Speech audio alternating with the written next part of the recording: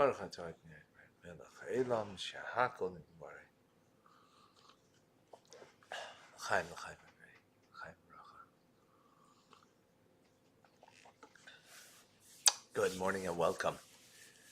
Continue in understanding that today is Zion Adar, the seventh day of the month of Adar. It's the day that Moshe Rabbeinu passed away. Moses passed away on this day. Actually, he's born on this day, but we're going to focus on the fact that he passed away on this day. And as is brought down in different holy books, that is hinted to in the fact that his name is not mentioned in this week's Torah portion. The first time that since he's born until Chumash Devarim that his name isn't mentioned. And that's hinting to the fact that he passed away. We asked a question that seemingly the opposite. A name is only a name. A name is only for another individual, but for the individual themselves, they don't need a name. When you're born, you don't have a name until you're given a name. Moshe himself didn't have a name for a while until he got a name from the daughter of Pharaoh.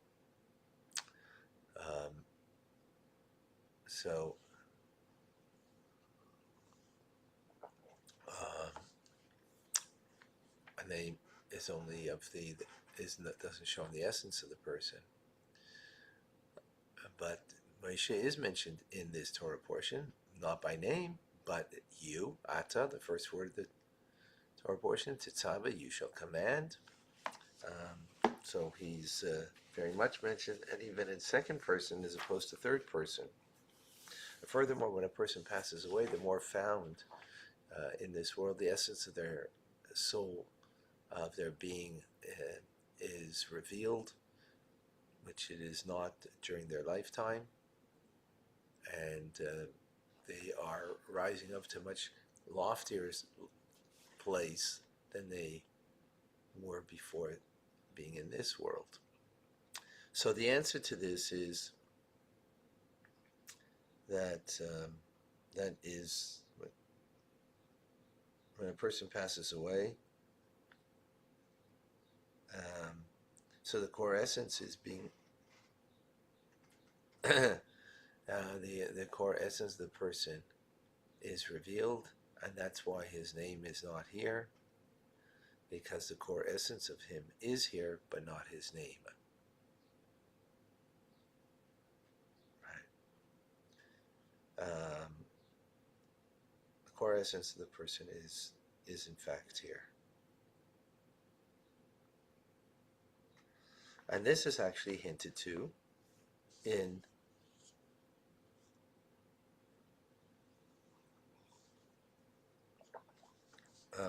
Moshe's passing.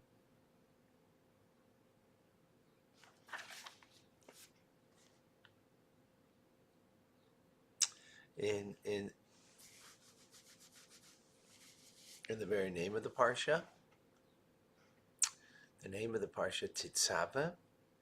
Titzava, if you take the gematria, the numeric value of the word, Taf is 400, Tzadik is 90, Vav is 6, and Hey is 5. That gives you 501. What's the significance of 501?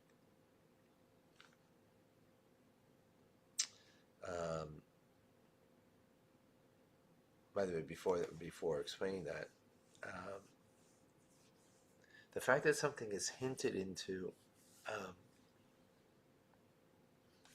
that there's hints, remez is called in Hebrew, is a legitimate way to study Torah, but you need to have a source for the hinting of the numeric value of something. That if two words, for example, have the same numeric value, that there is some kind of content or some kind of connection between them. So we can't just make this up on our own. We have to have a source in Torah for that. In any case,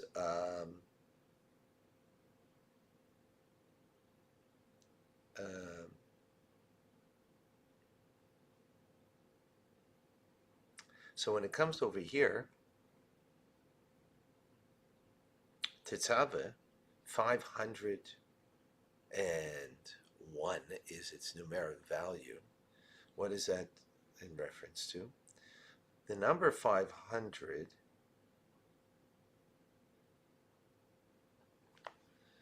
is brought down actually in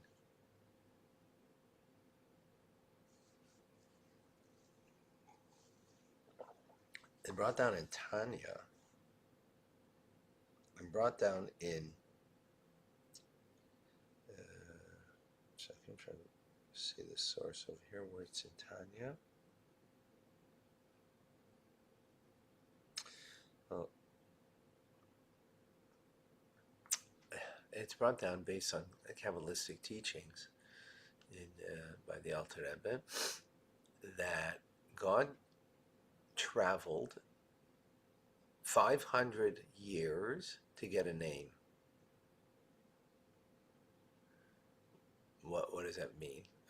Now, God's traveling doesn't mean a physical traveling as we travel from one place to another. This is traveling that is in reference to the spiritual worlds and this world. So you have 4 spiritual worlds: Atzilus, Bria, excuse me, just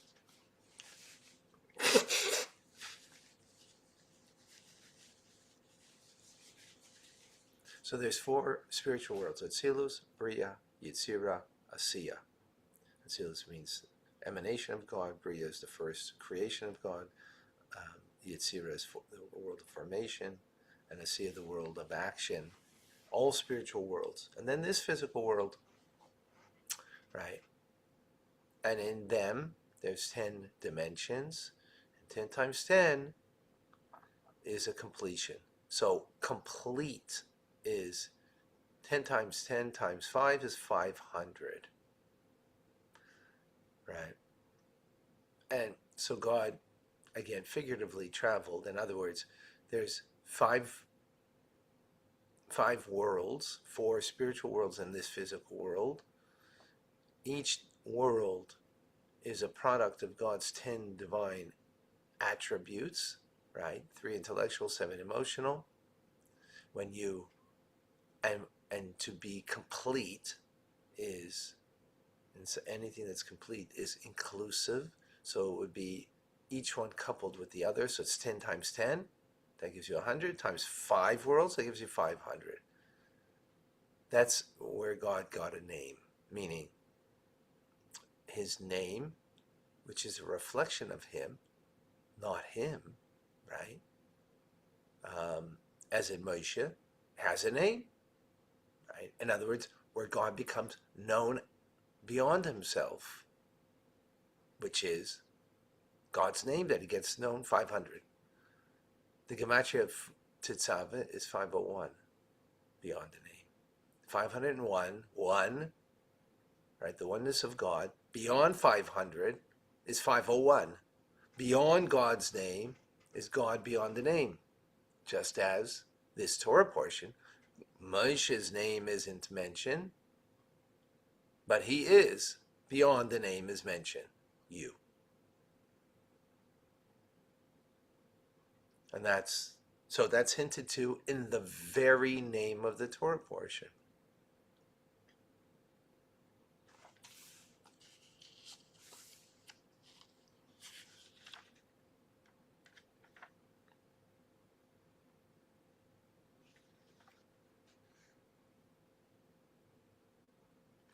And furthermore, that's reflected not just in the worlds,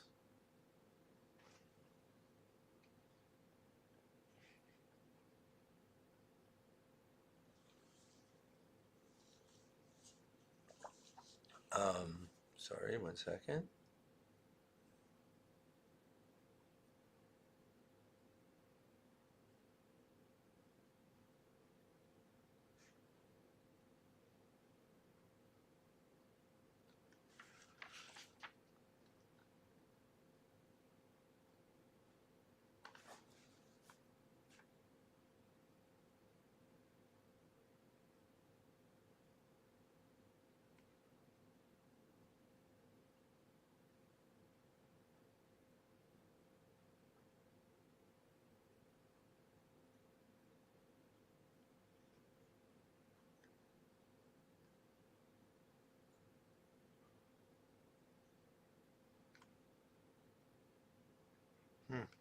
Okay.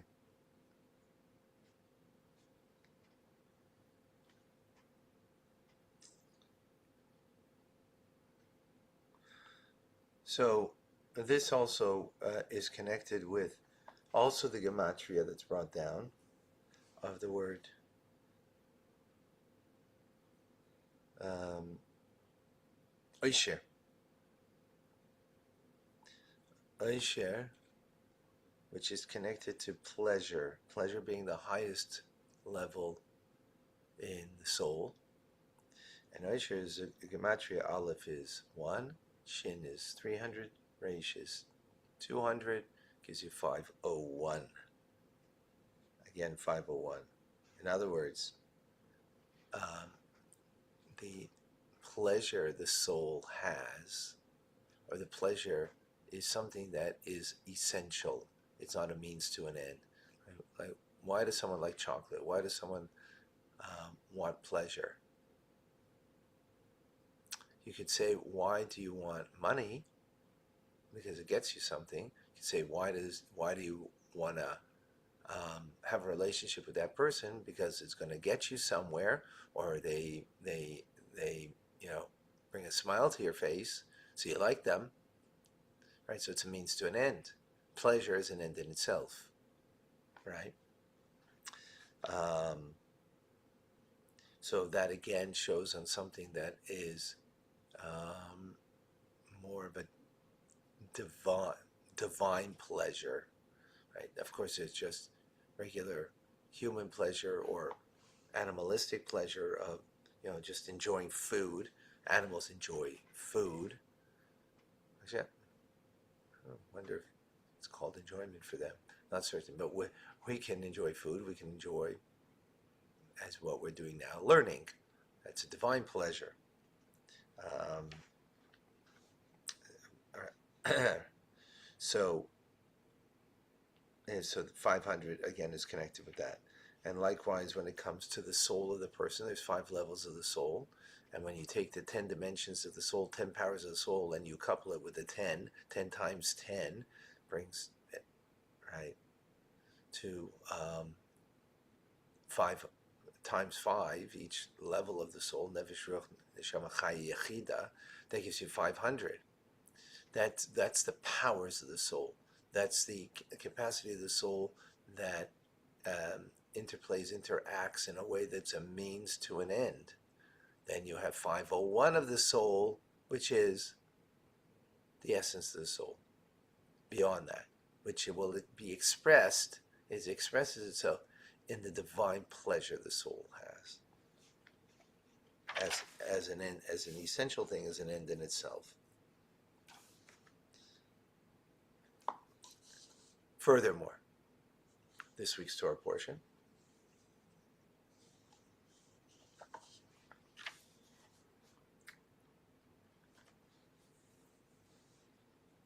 has 101 Torah verses. 101. And it's, if you look at the end of every Torah portion, you'll see that there's a siman, a way to remember how many verses there are in the Torah portion. And it's Michol, like the angel, Michol, Michael, right, which is the numeric value of 101. Mem is 40, Yud is 10, that's 50, Chaf is 20, that's 70, Aleph is 171, and Lamed is 30, that's 101. Right?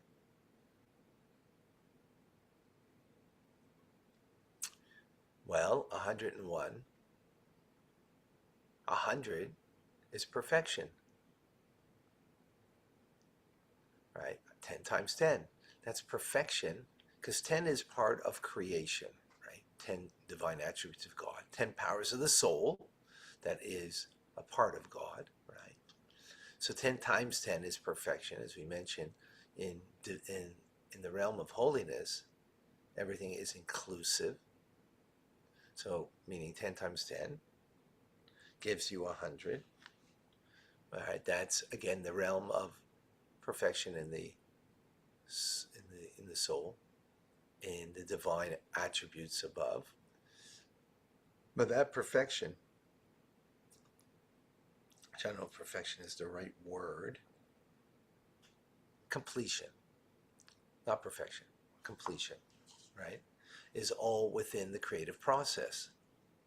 It's within the powers of the soul, which powers of the soul is our, so to speak, creative process, right, of intelligence and emotions. Intelligence and emotions are powers of the soul, but it's not the essence of the soul, right? Not the essence. What's the essence? Beyond it, that is not expressed in 10 powers of the soul, right? What's the essence of God beyond his divine attributes, spheres, right? God works through creation through 10 divine attributes. Again, 10 times 10, that would be the completion of those divine attributes above, which we have being a part of God in our soul. We have it within us.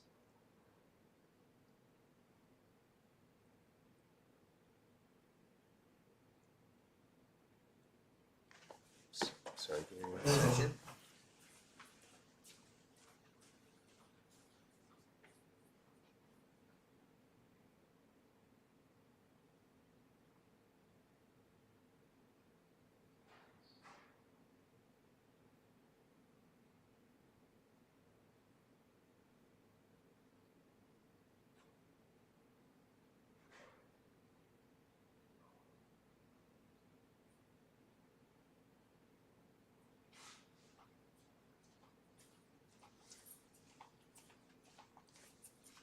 Sorry. So, where were we? All right, powers of the soul. So what's beyond the revealed powers of the soul or the revealed divine attributes? 101, right? What reflects us living beyond what's, normative? So as the Talmud tells us, back in the days of the Talmud where everything was learned orally, nothing was written down of the oral tradition, they studied it 100 times. So the Talmud says that someone who studies Torah 100, right, back in the day, right, that the normative way was learning 100 times, so that way you would remember by heart everything, that particular teachings. Someone who did 100 wasn't true servant of God. Someone who did 101 who went above and beyond the norm. So that brings out the idea that 101 is above and beyond, right? Reflects the essence.